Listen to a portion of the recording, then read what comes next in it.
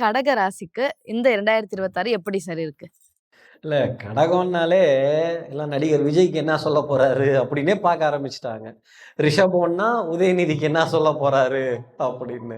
ரிஷபத்துக்கு மதிமமான பலன் தான். கடகத்துக்கும் அதே மாதிரி தான். குரு இவர் ராசியில் அடியெடுத்து வைக்கிறப்ப தான் கண்டிப்பாக தேர்தல் அப்படிங்கிறது இருக்கும். நான் சொன்ன மாதிரி ஹானஸ்டி, இன்டெகிரிட்டி, கிரெடிபிலிட்டிக்கெல்லாம் ஒரு பெரிய சோதனைங்கிறது இருக்க ஆரம்பிக்கும். அதே மாதிரி இந்த ராசி பலனை கேட்கறதுக்கு முன்னாடி சுய ஜாதகத்தோட தசா புத்தி ரொம்ப முக்கியம்.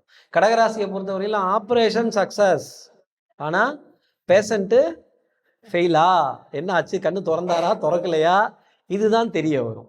அப்போ தமிழ் வருட பிறப்பு யுவ வருடம் பிறந்ததுக்கு அப்புறம் தான் இந்த பேஷண்ட்டோட நிலைமை என்ன அப்படிங்கிறது தெரியும். ஆனால் ஆப்ரேஷன் சக்சஸ் என்ன அர்த்தம்னா கண்டிப்பாக அவர் ஜெயிச்சுடுவார், ஆனால் அவர் சார்பாக நிற்க வைக்கிறவர்கள் ஜெயிப்பாங்களா அப்படிங்கிறது தான் கடகராசிக்கான மொத்த பலனாகவே நம்ம பார்க்கலாம்.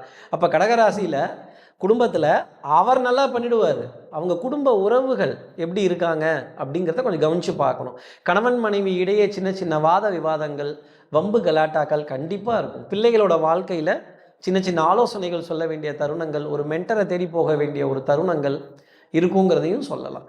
அதே மாதிரி கடன் வாங்கி செலவு செய்ய வேண்டிய நிலை, பணத்துக்கு பஞ்சங்கிறது கடகராசிக்கு இருக்காது. ஏன்னா குரு உச்சமடையும் பொழுது இந்த பணத்தை கொடுத்துடுவார்.